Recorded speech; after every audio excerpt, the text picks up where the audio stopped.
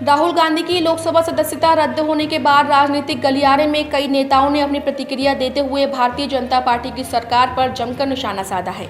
इसी क्रम में राहुल गांधी की संसद से सदस्यता खत्म होने पर कांग्रेस नेता प्रमोद कृष्णम ने बीजेपी पर जमकर निशाना साधा है।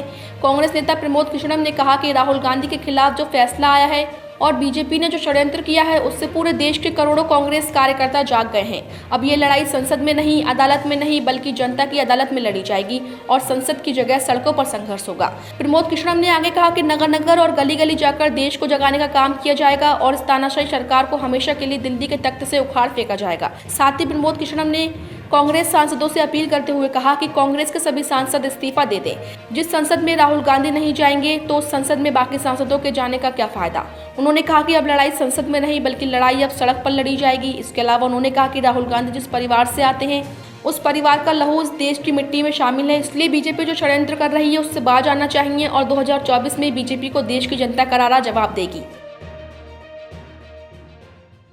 राहुल गांधी जी के खिलाफ जो फैसला आया है और बीजेपी ने जो षड्यंत्र किया है उससे पूरे देश का करोड़ों कांग्रेस कार्यकर्ता जागृत हो गया है और अब लड़ाई संसद में नहीं, अब लड़ाई अदालत में नहीं, अब जनता की अदालत में लड़ी जाएगी।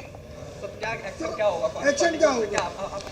नगर नगर डगर डगर जाएंगे, गली गली जाएंगे, देश को जागृत करेंगे और इस तानाशाही सरकार को हमेशा के लिए दिल्ली के तख्त से उखाड़ के फेंक देंगे। सर, आप अपील कर रहे हैं सांसदों से कि कांग्रेस के सभी सांसदों को इस्तीफा दे देना चाहिए कि जिस संसद में जब राहुल गांधी नहीं जाएंगे तो बाकी सांसदों के जाने का क्या फायदा, क्योंकि लड़ाई अब संसद में नहीं लड़ी जाएगी, लड़ाई सड़क पे लड़ी जाने का वक्त आ गया है। राहुल गांधी जी ने कहा कि माफी नहीं मांगेंगे, इस पे आपका क्या कहना है? राहुल गांधी जी जिस परिवार से आते हैं उस परिवार का लहू इस देश की मिट्टी में शामिल है, इसलिए बीजेपी अपने षड्यंत्रों को जो कर रही है उसे बाज आना चाहिए और 2024 में बहुत ही करारा जवाब भारतीय जनता पार्टी को देश की जनता देगी।